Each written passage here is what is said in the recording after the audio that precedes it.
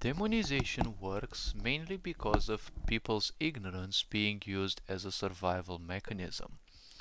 Now, let's discuss a bit about each of these points. So, ignorance is basically pleonastic with survival mechanism because ignorance only exists as impulsive existence. And impulsive existence is just like typical programming, a set of conditionals, and they automatically go towards any of the conditionals that happens to be true.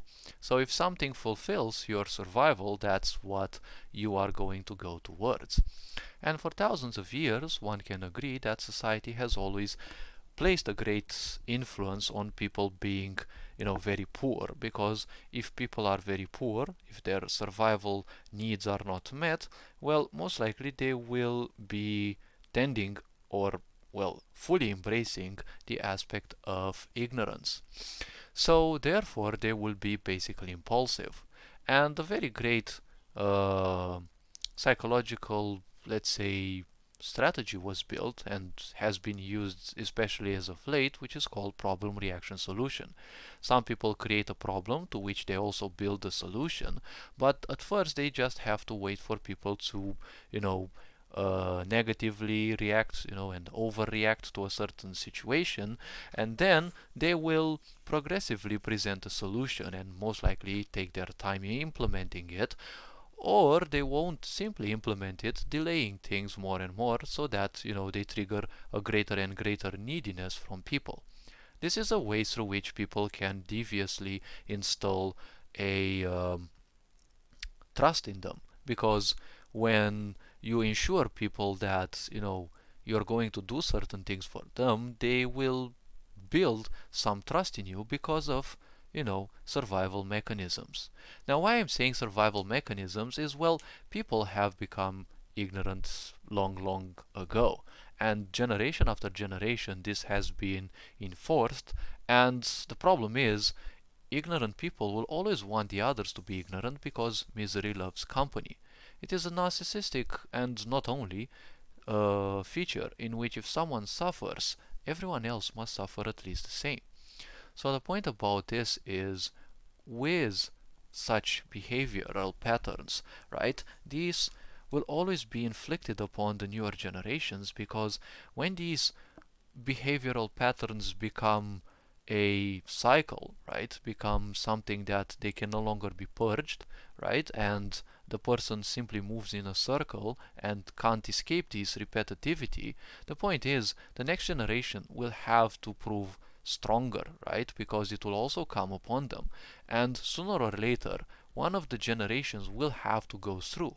This is basically what's happening nowadays, because the newer generations have to be much stronger to go against all of these distractions that the society has created for everyone, especially for youngsters. Because if you are in your personal power, you are a great danger to the others. If you use discernment, you're a danger to the others, right? Because you're no longer suffering their dream, right? Everything in this world is an illusion, right? The law was created for a certain sense of control, but ultimately it is nothing else than performance, right? When you say through the law, well, this house is mine, right? That is a collective agreement, right? Because everyone wants safety, right? You want a place for you that you can call home, and your neighbor also wants that. And they want a place where they can live safely. Okay, don't forget this word, because also society, through manipulation techniques, they will also use the word safety, okay, in order to ensure trust in the people, right? And when people become ignorant, they also become complacent, because ignorance means living in a box. You don't want to change anything, and you become the change's nemesis, right? You become an enemy of change, but unfortunately change is the only constant in this world. And even if things don't seem to be changing at face value, the point is there is something called entropy. And entropy is a great ally of ignorance, because entropy means a natural effect, a natural tendency of things to go, or let's say to move towards chaos, right? And you can see in societies, the more ignorant they become, the more chaotic they also become. So these survival mechanisms, right, they are very easy to exploit, because people will simply function on impulses, right? So when people function on impulses, it's kind of easy to know what direction most of the people will go because you create a certain sense of danger, not a real life danger. You can create a certain sense of danger and you will know where most of the people will go, especially the ones who are ignorant, because they will follow their impulses. But again, impulses may also call to logics, and the problem is logics always function based on your own knowledge. Logics cannot go beyond your own knowledge, and it's really bad when your logics is met with imagination because imagination can give birth to so many things that are not true. So the point about manipulation is that it can be used in so many ways. What manipulation technically is nothing else than an action, right, or a set of actions that one calls to in order to turn someone else's energies against them and not one single person, right? Because when you manipulate people, right, you're having them turn against themselves, right? So demonization works based on this principle, right? People are very impulsive. So ignorant people are also very lazy because ignorance also means a lack of patience. When you embrace ignorance, right, you automatically give up your patience because you're impulsive. You want things now and you want them now, right? You can't wait for things because you're impulsive. You're always living on impulses, so there is no patience. Where there is no patience, there is always no discernment because discernment requires patience, right? You need your time to think through things. So the point is, lazy people always build up expectations. That is why in this world of lazy bums, you will never find people to please, even as a, let's say, veteran people pleaser, because those people are always impulsive. A new problem will always pop up and they always want it done fast, right? And they will always have expectations of everyone else to do the job for them, right? They don't want to move a finger because they're too busy not doing anything, right? You're probably knowledgeable of so many people like that. So they won't move their little finger because, well, technically they're too busy doing nothing. So the point is, so many of these people, they're too obsessed with the drama and theater they're playing in their mind, and they're fully invested in that, that they don't have time to do literally anything to improve their life. So they will always expect society and authorities to do things. That is why these people will freely give their freedoms to these powers of the state, let's say, because, well, they want things to be done for them, right?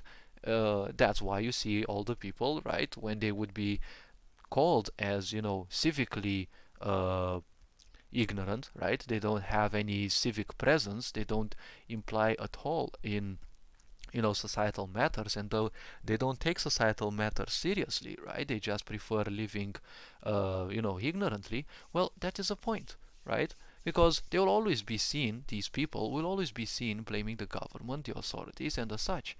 But if the government and the authorities go lazy, because, well, guess what? If they go lazy, well, it's the population that should remind them, hey, you are there out of our own salaries, right? Out of the impositions that we pay, you are there to do things for us, right? You have to constantly remind them. If not, well, change them. But the problem is, the majority of people are ignorant, right? So your teachers are also ignorant, and, well, schooling system promotes ignorance, right? Consumerism promotes ignorance, because, you see, society promotes activity and passivity, right? The only activity that it implies is that you work your ass your whole life to earn a little living, right? To be just over broke, right? Just what a job means, J-O-B, right? Just over broke. Now, the point is also one specificity. When you have spare time, you must use distractions, right? Video games, memes, whatever, right? You must use them because they are distracting you, right? They are not allowing you to develop your own self. Now, again, it doesn't mean that, playing video games or such is a bad thing, because you can play video games impulsively and rage every time you lose a game, or you can play a game consciously and, well, if bad things happen, well, okay. You can take it as a way of, paying some karma. After all, when I lose the game, it's like, okay, it's better that I suffer in a video game than in real life, right? Because the real suffering exists only in your head. You have a silly expectation that you want to win every and each game, which won't happen, and then you get pissed that it doesn't happen. So the point is, with manipulation, okay, that's, well, manipulation has many ways of being applied, but ultimately it means turning your own energies against you. And if manipulation occurs, it is only because you don't know a certain part of you, right? Because manipulation has to infiltrate somewhere, right? Have you ever had those cases in which, someone comes in, right? And politically speaking, let's say, because everyone is, fully invested in politics nowadays. Well, more like debating politics as if they'd know everything. But, think about that. There have been many politicians that rose because they would do something, but the population most likely didn't know that in politics everything serves a certain agenda. So if someone comes and does you some few good things, it doesn't mean that they necessarily have your interests in hand, right? They don't have your interests as a population in target, right? They're only there to draw your attention, right? To win your sympathy, and then become ignorant and complacent with the fact that that person will do you all the things, right? It happens the same way at work, right? When you're the only person doing things, everyone else becomes complacent because they are, you know, they are always there to do the things, right? Usually this happens with retrograde people, right? People who refuse to learn new stuff and do new things. And usually it happens with the, programmers or, the people who know how to handle the cables, networking stuff, electricians and the such, because when something bad happens, no one assumes any responsibility. They just call the person who knows how to solve that, right? And when you know how to do that, everyone else, just becomes complacent because, that person will do it, right? So the same principle goes with politicians. If they follow, and kind of in all cases, they follow a certain agenda, right? They come in there, they win your hearts, and then they won't do anything, right? I mean, they will do certain things, they will keep giving you the impression that they're doing things for you. They will start delaying things, and you will still trust them because, in your ignorance, you're expecting them to do those things, right? It's your privilege, right? They must do those things for you, right? It's unacceptable that they don't do that, right? That's how deep ignorance goes. And of course, all these that I'm saying have to be realized. They don't have to just logically be taken into account, because logic only takes into account that which you know. That is why realization and also intuition are beyond logics, right? That's why they don't make much sense in most of the situations, because they are beyond logics, right? When you are open to certain forces within you, or certain forces of the universe, like for example creation, some people might derive creative force from literally everything, right? Like Beethoven, I think, right? His landlord came to collect a payment, right? And when he knocked on the door, right, instead of the knock, knock, knock, he heard the ta da da dum, right? And, well, I guess I said Beethoven or Mozart. I really am not good at classical music, but it's a very important case study because, they just heard a knock on the door and they turned that in, a masterpiece that survived so many years, right? It's it's an example of how powerful creation can be, but that requires discernment, right, and connection to certain things. And it also, you know, art can be created impulsively as well, because when you are deeply connected with things, the world simply has no importance to you, so most likely you will impulsively create. That's again another coping mechanism, just like ignorance is, because ignorance is nothing else than that. So if you're really trying to do something good, you're definitely gonna piss off some other people. So definitely they will come in front of the masses sooner or later, or repetitively, and they will demonize you, right? They will say all sorts of bad things, even if they are not true. Because in this world, right, this world is so fake that truth actually scares people, right? And the point is, people will always tend to the liar, right? If someone is lying, they will always move to the liar because, people want distractions. And the best distraction is usually drama, right? Drama is a very good distraction because it includes lies and everyone can lie their own way in, right? You can't lie about the truth because the truth is just that, it's just flat, right? You can create all sorts of lies and stories that once water boiled at 56 degrees and someone else came, oh, in my life I've experienced a moment when it boiled at 65 degrees. No, no, no, a third person can come and say, oh no, water boiled at 40 degrees for me, right? But when it comes to the truth, right, water boils at 100 degrees or 110 degrees, right? Because it depends if it has certain salts or certain compounds in that, they can create certain resistance, right? But pure water is proven scientifically that it boils at around 100 degrees, right? And yes, right, it also freezes at -4 degrees. Well, pure water at 0 degrees, but usually water isn't found in pure form in most places on this planet, so usually at -4, right? You can create all sorts of stories around that. So people will always tend towards the liar because, well, it is their distraction, right? It is that which they like, right? They always like gossip, and more than that, they always like people hurting, right? When someone else is hurting, many people will enjoy it, will enjoy that, right? It kind of may sound unintuitive, but think of a car crash, right? Someone bumps with a car against, you know, a pedestrian, right? Or someone who was crossing the street, let's say legally or not, right? But when that happens, most of the people just come in there and they are just like bots, which are, they're just like characters in a video game, and their programming, right? Their AI simply goes broken, right? They're just gonna stay there, or they're stuck in a loop.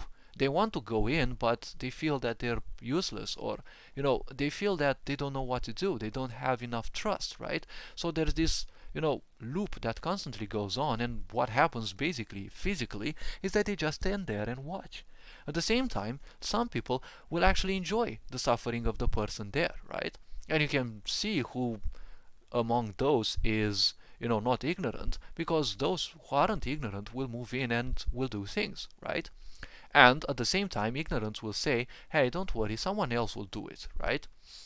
And this can be countered, right? You can have done something like that, right? And you're on the news, and you may have actually become famous when someone pops in and they start throwing all sorts of shit at you, right? And the people slowly and surely will tend towards that other person, right? Because victimization, right? If they use it, people will instantly go towards that person, right? Because it's, again, fakery. This world is so fake that it scares people, right? So they don't want the truth necessarily. They're only interested in a distraction, right? If you're the savior of something, you've done something good, then they're not gonna pay you much attention. They're just gonna imagine how they would be in your shoes, right? That's how, psychologically speaking, many people would go, right? They would imagine how it would be if it happened for you, right? Or for them, right? To be in your place. So these things being considered, right, it goes very deep. So demonization works because people want distractions in their life, right? When someone comes, and says something bad about you, it's exactly that same kindergarten mentality. Oh, you've been busted, right? I saw you doing something bad, so I'm gonna, blackmail you that if you do something I don't like, I'm gonna go and tell you, right? I'm gonna snitch you. Right? It's the same mentality, right? Because ignorance means not ascending into, like real adulthood, right? Assuming responsibilities. No, you're just physically growing older, but the body stays the same, right? The body stays the same. It has its own programming, right? So you can't blame the body. The body will age naturally, but it's up to you to choose whether you ascend, let's say, your psychological traumas, your psychological pains, because irrespective of how great pains you have, everyone else also has their own pains. They might be stronger than yours, they might be weaker, but ultimately everyone has their own pains, right? So all this being said, hopefully you found this, introspective enough. So the point is, demonization works because of these principles that I've said. People want distractions and people want to see you suffering, right? This is the best way to group people, right? Because conscious people don't want to see you suffer, right? They want to see you win, right? They want to back you up if they can. But the problem is, conscious people, many of those will always tend towards success. And when you tend towards success, you can't embrace success without being busy. And busy people usually have little time to talk one with the other, right? So it's very hard to win those people's times, right? A bit of their time is hard to earn, but still, nonetheless, it is very important, right? It is the most important thing, because when you have genuine people around you, they will intuitively know that, well, you also have your own skeletons in your closet, well, compared to most ignorant people who usually have necropoli, and, well, that's how life is. So they will try to, back you up and support you. Some of them will even fight for you, right, to preserve your.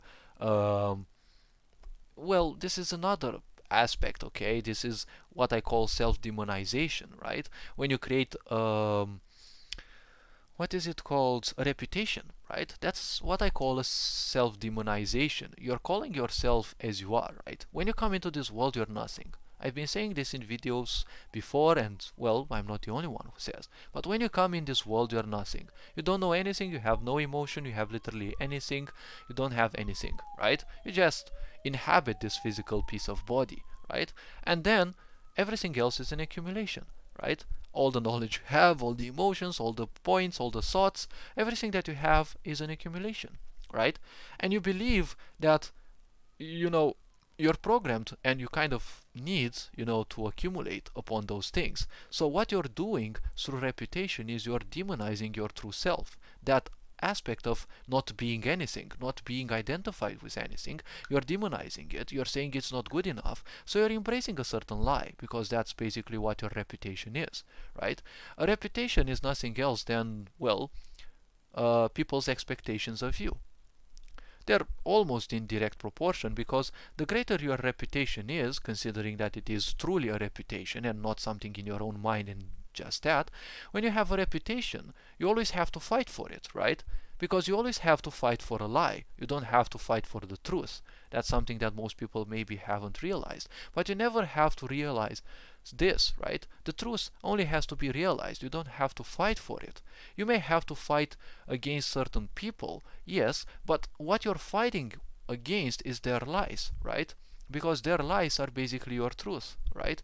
They're accepting certain things, and they're accepting to fight against you, right? But unconsciously speaking, what they are doing is they are owning your truth, right? Because while fighting through those, when you achieve your own victory, you achieve your own truth, right?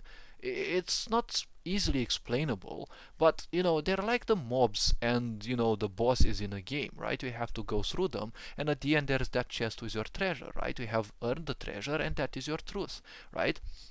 You have earned some extra understanding. So this is kind of it, okay? This is how life goes, and just a bit of it. Hopefully this video has been introspective enough. So yes, all this being said, you are appreciated. Take care of yourselves. Ferenc on board signing out.